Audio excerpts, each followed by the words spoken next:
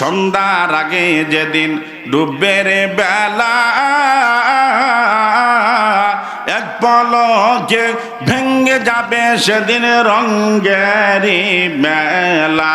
কারে দিবা তুমি জোরে ধমক, কারে দিবা তুমি জোরে ধমক, কার মাথায় বাংবালাজি ওই যে দেখো ডাকিতেছে তোমায় কবরের মাটি, ওই যে দেখো ডাকিতেছে তোমায় কবরের মাটি।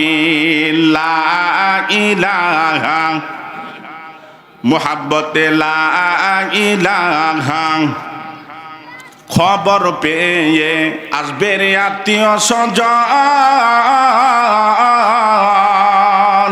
খবর পেয়ে আসবে রে আত্মীয় স্বজন, তোমারই পাশে বসে সবাই করিবে কন্দন। খবর পেয়ে আসবে রে আত্মীয় স্বজন, তোমারই পাশে বসে সবাই করিবে কন্দন।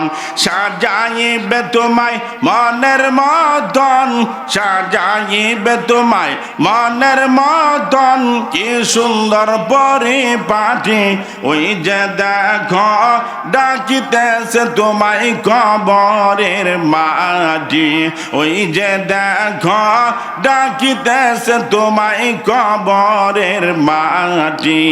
লা ইলাহা লা ইলাহা ইল্লাল্লাহু মুহাম্মাদুর রাসূলুল্লাহ সাল্লাল্লাহু আলাইহি সাল্লাম। এই ভাই সাউন্ড বাড়ান একটু। মুমিন মুকাম্মিল দারুন নাজাত মাদ্রাসা ও মসজিদ কর্তৃক আয়োজিত আজকের ইসলামী মহাসম্মিলনের সম্মানিত সভাপতি, যিনি আমাকে অত্যন্ত মহাব্বত করেন, আলহাজ হাফেজ মাওলানা মাহমুদ মুস্তফা সাহেব দামাত বরকাতুহুল আলিয়া। আর উপস্থিত রয়েছেন সহসভাপতি, সহসভাপতি দুইজন, প্রধান মেহমান, প্রধান বক্তা। আমার পূর্বে আরও অনেক সম্মানিত উলামায়ে কেরাম আলোচনা করেছেন। উপস্থিত রয়েছেন মুআজ্জাজ মুকাররম উলামায়ে কেরাম, পর্দার আড়ালে মা ও বোনেরা। আমার সম্মুখে উপবিষ্ট মুআজ্জাজ মুকাররম মুসল্লিয়ানে কেরাম, যুবক ভাইয়েরা, কচিকাতারা, আমরা আল্লাহ জাল্লা শানুহুর দরবারে শুকরিয়া আদায় করি যে মহান আল্লাহ সুবহানাহু ওয়া তাআলা আপনাকে আমাকে দুনিয়ার সমস্ত ঝামেলা ছেড়ে দিয়ে কোরআন এবং হাদিসের মজলিস মাজালিসুর রহমান, জান্নাতের বাগানে বসার সুযোগ দান করেছেন। এজন্য আমরা সকলে দিল থেকে শুকরিয়া আদায় করে সকলে বলি আলহামদুলিল্লাহ।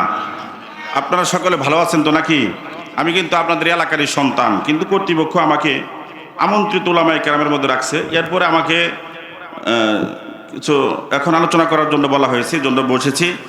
মূলত আসলে আমি আপনাদের সম্মুখে বসেছি আপনাদের কাছে সাথে কিছু মুজাকারা। আসলে আমি মূলত বড় কোনো আলেম নই, আমি বড় কোনো বক্তা নই।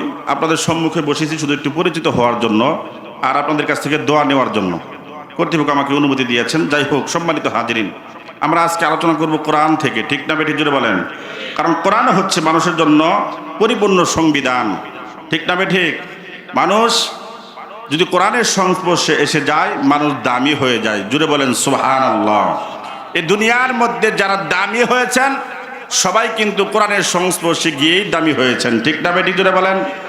এজন্যই সম্মানিত হাজিরিন, আমি দৃষ্টি আকর্ষণ করতেছি, এখনো যারা আসেন নাই আপনারা খুব দ্রুত গতি চলে আসেন।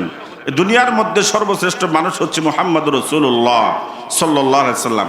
এরপরে হচ্ছে সাহাবায়ে কেরাম। সাহাবায়ে কেরাম কেন দামি হইলেন? সাহাবায়ে কেরাম দামি হয়েছেন এর কারণ হচ্ছে সাহাবায়ে কেরাম প্রত্যেকটা সময়, প্রত্যেকটা মুহূর্তে, প্রত্যেকটা সময়, প্রত্যেকটা মুহূর্তে তারা নবীজির সাথে সময় দিয়েছেন। জুড়ে বলেন সুবহানাল্লাহ।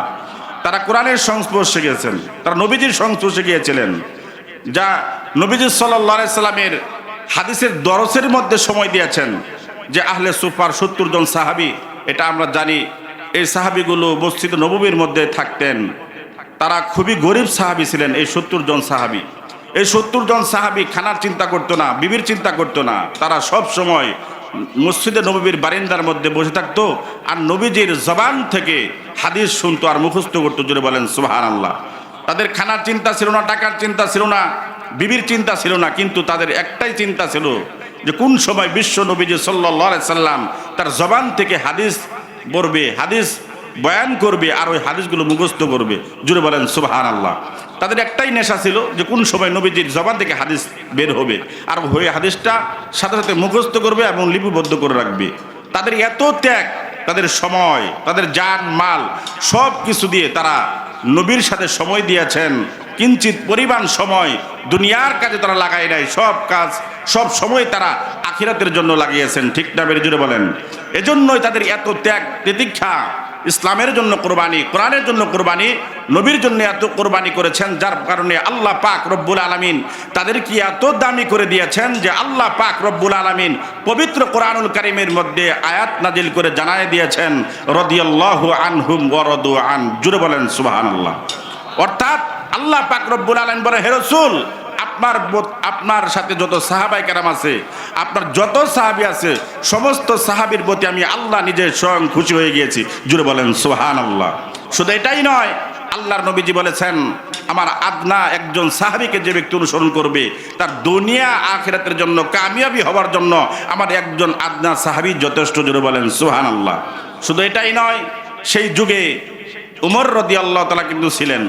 উমর রাদিয়াল্লাহু তাআলা সম্পর্কে আল্লাহ রাসূল বলেছেন আমার পরে যদি কোনো নবী আসতো সেই নবীটা উমর হয়ে আসতো। জুড়ে বলেন সুবহানাল্লাহ। সেই উমরও কিন্তু এই কোরআনের সংস্পর্শে গিয়েই দামি হয়েছেন। ঠিক না? জুড়ে বলেন। উমর রাদিয়াল্লাহু তাআলা আনহু ঘটনা তো আমরা সকলে জানি। উমর রাদিয়াল্লাহু তাআলা আনহু ঘর থেকে বের হয়ে গেছে আল্লাহর নবীকে কতল করার জন্য। প্রতিমধ্যে একজন সাহাবীর সাথে দেখা হয়, ভাই উমর কোথায় যাও?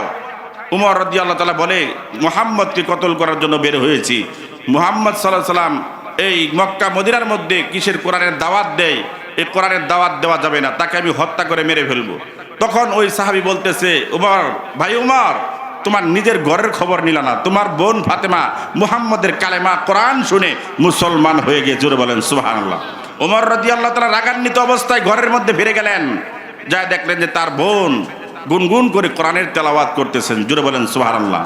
আল্লাহ পাক রব্বুল আলামিন তার দিলটাকে এত নরম করে দিলেন, তার বোন ফাতেমার কোরআন তেলাওয়াত শুনে উমর রাদিয়াল্লাহু তাআলা বলেন যে হে বোন ফাতেমা, তাড়াতাড়ি আমাকে ওই মুহাম্মদের দরবারে নিয়ে যাও। জোরে বলেন সুবহানাল্লাহ। তাহলে উমর রাদিয়াল্লাহু তাআলাও কিন্তু দামি হয়েছেন এই কোরআনের সংস্পর্শে গিয়ে। ঠিক না? আপনি জোরে বলেন। আজকে আমরা দামি হইতে পারি না, এর কারণ হচ্ছে আমরা কোরআনের সোহবতে যাই না, উলামায়ে কেরামের সোহবতে যাই না, যার কারণে আমরা দামি হইতে পারি না। ঠিক না? আপনি জোরে বলেন। জাহিলিয়াত যুগের সবচাইতে খারাপ যুগ ছিল। সেই যুগের মধ্যে মানুষের চরিত্র ছিল পশুর সমান। আর সেই যুগে মানুষগুলো কোরআনের সংস্পর্শে এসে এত দামি হইলেন, ইতিহাসের মধ্যে তারা নূরে নূরান্বিত আলোকিত মানুষ হয়ে তারা চিরস্মরণীয় হয়ে আছেন। ঠিক না? আপনি জুড়ে বলেন।